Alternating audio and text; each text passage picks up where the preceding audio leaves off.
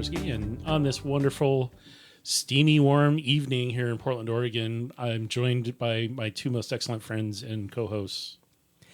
As badly as I want to say sweat expert, that sounds gross. So instead, I'm going to introduce myself as the catalytic converter expert, Blake. And I am the Procrustean reviewer of this movie, No Sudden Move, Randall. There you go. Dan, should we react to that very loudly in a way that you can cut out later? No, it's all good. What do you think I paused? Yeah. So we're talking about the movie. No Sudden Move. Yes. Steven Soderbergh. Directed, starring John Cheadle, Benicio del Toro, David Harbour. David Harbour. Brendan Fraser. Thank you. He got fat, dude. I'm fat. He got fat. He's pretty. Somebody he's pretty needs- out I of couldn't shape. tell if it was I couldn't tell if it was for the role or just age got him, because he looks half decent in Doom Patrol, but Yeah. I don't know when they shot. It was a while ago, so I don't know. This is a film that takes place in 1954 Detroit. Yep. So what do we know about that? It's a fictional city that's It's all about the cars. That has no water known problems. for its mythic vehicles. Yes. They looked a little mythic. They were very. I forgot that cars were really round for a while. They were. Round and all metal and bulky and wouldn't dent if you crashed into a brick wall. So No, yeah. So this is about gangsters stealing documents from banks. Stealing documents, getting paid, harassing families. Is that what it's really about, though? Is really about quadruple crossing each other. Seriously. It's about who can you trust? Somebody set me up, and I'm going to then turn around and find out who hired the person who set me up so I can go after them and then set them up and get them paid so they don't try to kill me. Randall, I think Dan's onto us. Shit. He knows he knows the centuple crossed us. Oh, Yeah. no. Oops. But anyway, I think it's really cool. They go through a lot of the old parts of Detroit, which still look like that and still have those same cars on the streets. Oh, it And looked they- authentic to the time. It Yeah. was gritty. It was, but not like dim. Like a lot of movies and TV shows will show older cities as like sepia toned, and this one showed it as if it was lit today. Just through a fisheye lens. It was really hard to fisheye watch. lens. Just keep an eye on the center of the screen. You're fine. Yeah. If I crossed my eyes, it got better.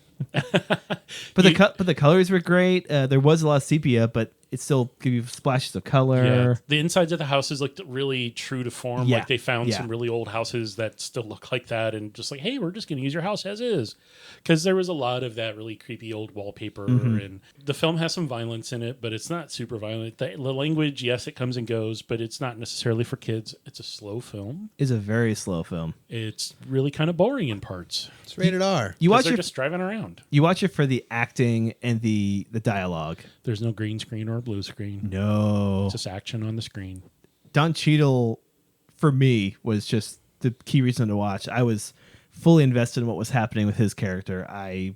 No matter what happened, my eyes kept going to him. He's another one of those actors that's always working with Soderbergh. Is he? He is. He was in Traffic. Oh my god. So was Benicio del Toro. But yeah, they've done a couple films together. at That's least. phenomenal. A lot of people might know Cheadle now as James Rhodes as War Machine from the MCU, but he's still got those chops, man. He's been in a lot of stuff. yeah. He's been around a long time. He kind of started as a character actor in Rosa. Benicio del Toro, kind of the same. Yeah.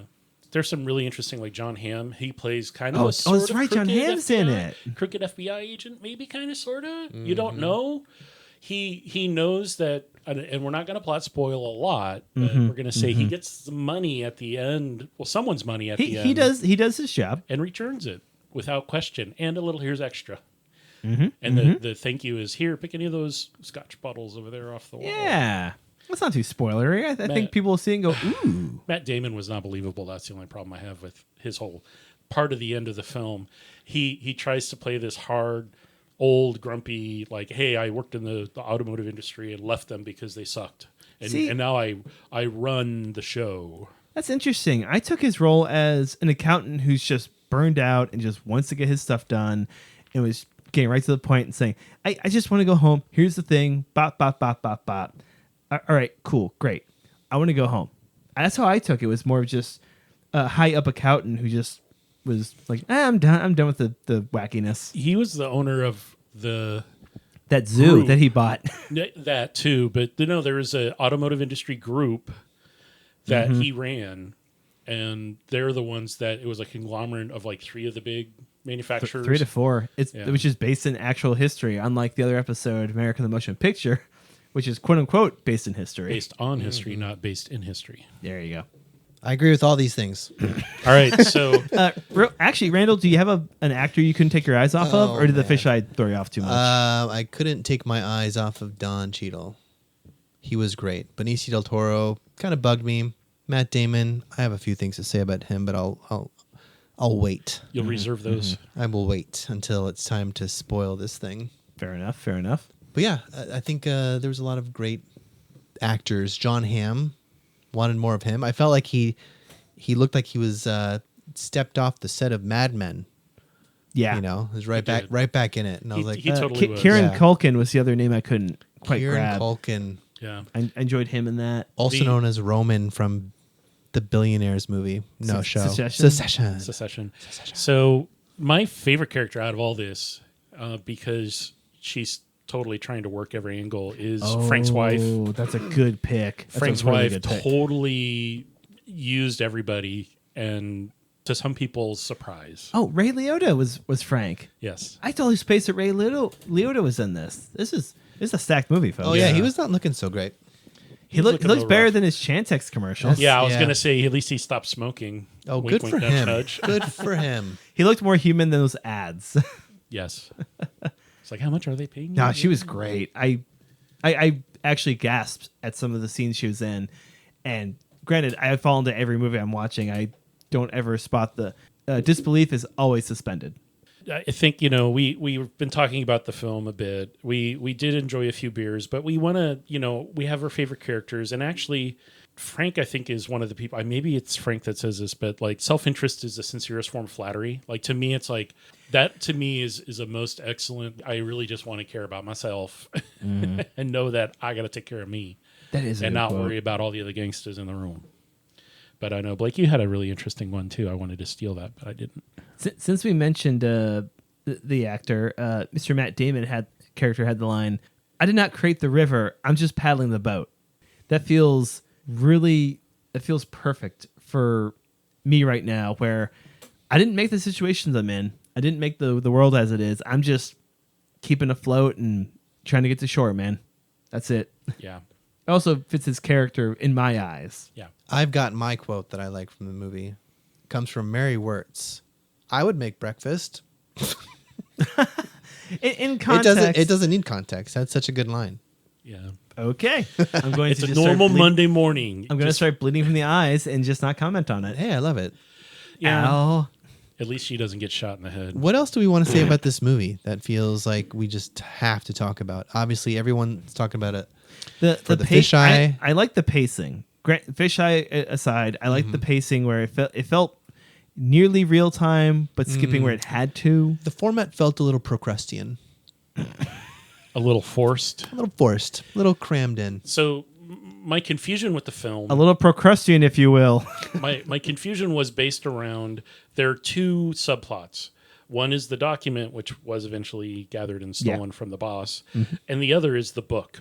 And I thought they were originally just going after the book and not the document. That's what I thought. got It that wasn't clear. confused. It wasn't clear. Yeah.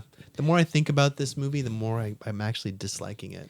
If I may play devil's advocate, from what I understand, the document became a plot when the job went sideways. Correct.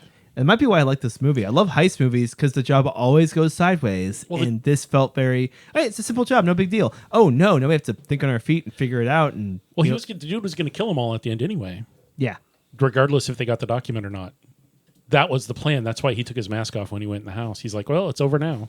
But then, thanks to things going sideways, Yes. they now understand. They figured out we have to do what we can to save our backs. Yes. I think we like the film. I liked it. It's a little long. It's a little stretchy, but it has a good ending. An Yeah. interesting ending. So- I'll name 3 heist movies that are better. The Christopher Nolan one, where they're Inception. That's a heist movie, yeah, right? it That's the is. heist movie of all heist It goes movies. wrong on multiple levels. What's another good heist movie? Heat? Heat? Oh my God. Heat, thank you. One more. I like the original Ocean's 11. Ocean's 11 was even Like better. the Hold on. original, Original? Oh, the Frank like the Sinatra? Frank Sinatra one. Ooh. Yeah. Even that was better not than this. the not, Dan, dab not me the up. remake. That's The, Yeah. the original one where it's like it's really gangsters because Right. it was like they were alive when it happened. Not Yeah, you know, yeah. Right. They retold weren't. later on. Yeah. Right. It wasn't nostalgic in any way. That was like Correct. that was happening. That was really happening. Oh, that's such an. I've never thought of it that way, but you're absolutely right. yeah. I'm tired That's of so Dan cool. winning all the games. No, no one No, he won did. here. Just think we off all, the top of my head. We it's all just won. Such a all good there. pick, though. It's just Bravo. there. Yeah. Okay, should we cut to commercials? Yeah, we should have a commercial and then we'll talk about some beers. Nice. Let me open the mailbag here. Oh, there goes that crow. We got one from Ronald's Arithmetic Association.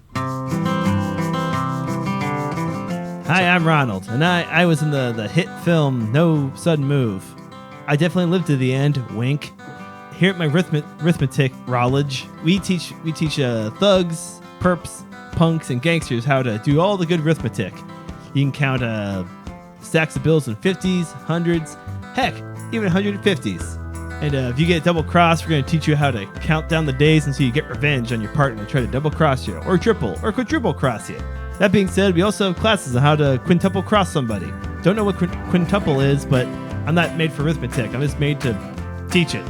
That's a saying, right? Those who can't teach. The guy in the booth's yelling at me, but I'm not going to worry about it. I'm Ronald, and I teach arithmetic. Come to my arithmetic college.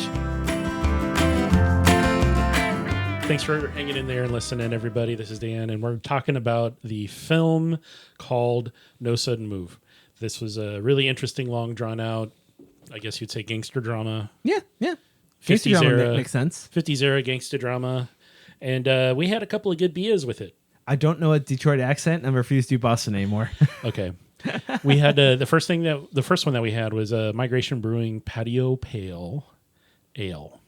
Now, Yes. 5.8%, 55 IBU, really light fruit, well balanced, decent malt body that could carry against kind of this, not necessarily sweetness, but kind of the hit that's happening on all the fruit aspects.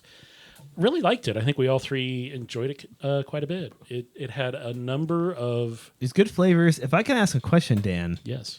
what part does malt play in beer? Like, I hear about it a lot, and I always forget to look into it. But Malt's one of those words that just doesn't sound quite right. I thought it sounds Like great. they forgot a few letters. Or something. Malting. Malt. You use malt to make beer. Malt is a generic term for grain. For half a second, I thought you were going to just stop at use malt to make beer. Anyway. Well, you do. You use malt and it makes beer.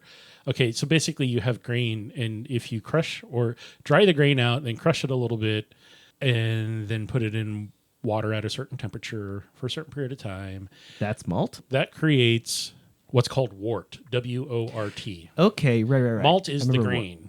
Malt is the what- grain. Is the crushed and dried grain.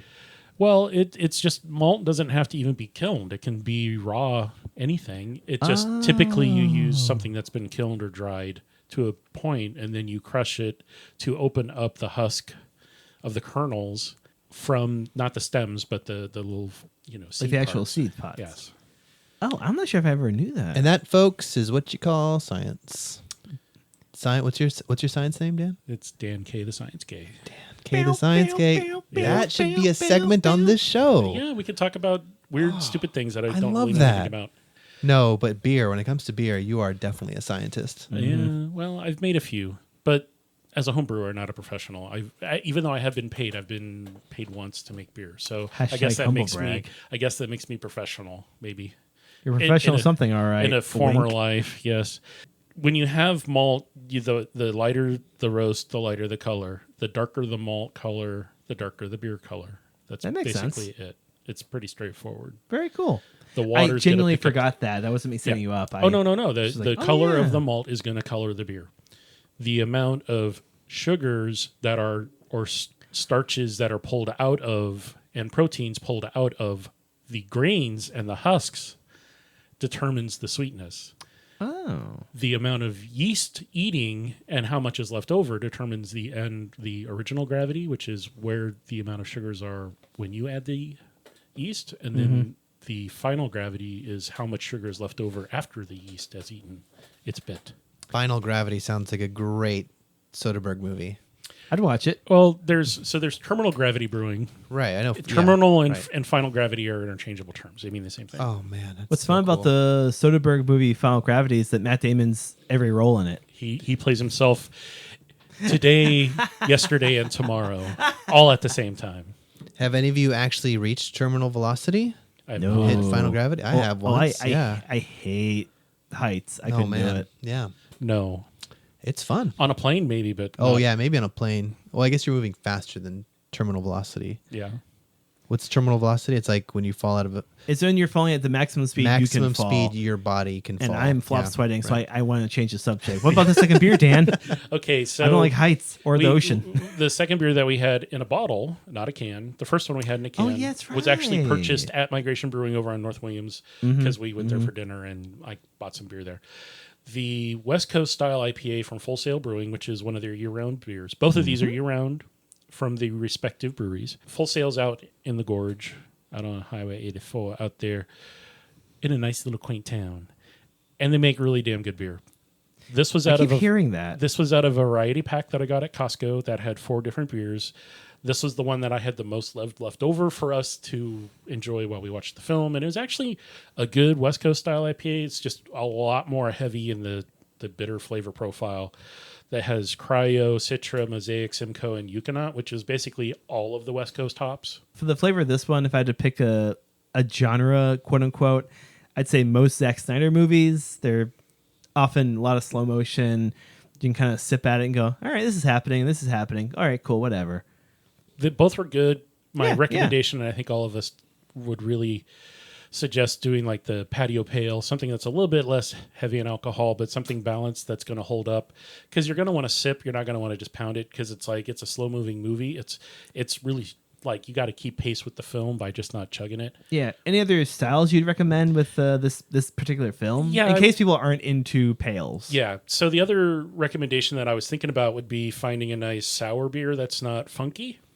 Oh, that's a good Because idea. funk is going to distract you, but a sour, something to creek or something, just a really nice kettle sour that's just going to pucker you up and make you kind of cringe a bit because the film makes you cringe a bit. That's true. I did cringe a couple of times. I saw Randall cringing constantly because That fisheye lens. Oh man, yeah. And Yeah. I was watching it from a not optimal viewing angle. The whole thing was distorted, but it was fine. It wasn't that bad. Sure. I have a beer science question, Dan. Why are some beers seasonal? So the only difference is some are made once a year or quarterly, and some are made year round. Right. Okay. Got it. Yeah. all right, the Blake version It's- is beers come and go with the season. They do. yes. As the leaves change from green to brown to dead, and the snow washed over the land, other seasonal beers Ooh, I love it. cross the land. Should we Feel pl- free to cut all this out. It's not really necessary. No, leave it in. I love it. I think. Don't listen to him. He's a liar. So should we do beer name rename game? Let's do it. IMDb beer name game. Change something. So I think we're going to do the patio pale because that was the one I think we all really enjoyed. Yeah, so we're and- gonna try to figure out a new name for this based Yeah. on the few keywords for this movie. And then Yeah. we're gonna spoil the heck out of this film for you guys. Ooh, Yeah. double games. Double Yeah. game. So you go to IMDb and you scroll down the page of whatever film or movie or show or whatever you're looking for, and there'll be some words with circles around it Under and then a number storyline. under the storyline section, and those are the keywords that people have submitted. Users have said, "Hey, this is a good one." And these are people who are members of IMDb that have logged in and have an account. You can do that yourself and add as many as you want. We try to take a beer and then randomly pick or find something that looks interesting out of the list and use that as the name of the beer. As It's it the relates to official beer name of this beer for this movie. Correct. Which beer was it again? Patio Pale from Migration. Which we will rename Blake. You're up first. Mysterious champagne. Ooh, even though it's not champagne, but okay, whatever. I like that. I Mysterious saw champagne at the last okay. second. Rain. I You just know- rained on you, dude. Oh no, Yeah. This my umbrella. this beer made me feel like a man in a car trunk. That's what I would name it. A man in a car trunk. Dan? I'm going to pick 2 words that have no relevance because this film had a lot of misdirection. So it's going to be HBO Max. no, Sorry. it's going to be Together Uncover or Uncover Together. I think Uncover Together would work better. I'll tell you what this beer made me Uncovered feel Together like. is better, but I kind of like Randall's. Yeah. I was gonna say this beer made me feel like a briefcase full of cash. There was a bunch of briefcases full I of know. this I one. feel like I don't hate that for the name. yeah, briefcase full of cash. that works. Yeah. All right, Randall, you won this Nicely one. done, sir. Ooh, okay. One of these days I'll win one. Just you wait. Waves We're fist all menacingly. winners. We're all winners. We all win in the That's end. true, that's we should true. all give trophies of beer to each other. I'm going to drink my trophy now. Yeah, yeah. And now it's time for Dan's Spoiler Corner, where each of us try to spoil the film for you. But the truth is, only one of us is spoiling it. The other two are lies. Lies. Ba-da-ba-ba-da-ba. Lies. Lies. Lies are great. Just kidding. Just kidding. Don't li- Spoilers. don't lie. Spoilers are equally horrible. Blake, do you have a spoiler for us? Oh man, I cannot wait to talk about how this links into the MCU. When the guys at the two leads at the end were talking to Matt Damon, and as they're about to like give up the paper, a shield bursts through the door, hits Don Cheadle, comes back. You see Chris Evans as Captain America walk in. That was weird. And just say, That was weird. on your left, and then takes the document and leaves. I was losing my mind. So I can't believe weird. I had to wait this long to say it. Yeah. You know what? I lost my mind when I found out that Steven Soderbergh asked Matt Damon to just be the same character from Talented Mr. Ripley. What? I'm sorry, Yeah. Mr. Ripley universe, MRU. Mario. Try the MRU. The who is it? Patty Highsmith, the author of the Yeah. book. Yeah, that was a good. I read that book. I remember it's a great book. He was Dan? good in that film too. He was. So It's an amazing. So the most disappointing thing was at the end when Don Cheadle got shot in the face and fell back into the trunk. So we're gonna just leave it at that. That we was all kind of lying? horrifying. After seeing the shield thing, that was really a depressing that we don't get to see him as both Kurt and James Rhodey. Yes, Well, I think it's safe to say that we might all be lying. Maybe I don't know. You might as well have watch to the movie and film. drink a beer we recommend with I it. don't know. drink a briefcase full of cash. There Drink a you briefcase go. full of beer. No sudden Awesome. move. All right. Well, that brings us to the end of the episode. Thanks for hanging in there, everybody. As always, the opinions expressed during the taping of this recording are those of the hosts, and if you don't, Hydrate, you'll dihydrate. yes, you will. They made me say it. None of these opinions are mine. He's at gunpoint, like most of the people in the film. Oh are my at gosh! gunpoint the whole film. Too many people pointing guns in this movie. I'm pointing a Nerf gun. and not at him. enough pulling of Not triggers. enough. It was. Oh, it's so ridiculous. All right, All right. Thanks, everyone. This is Dan signing off. Randall signing off. Blake says bye.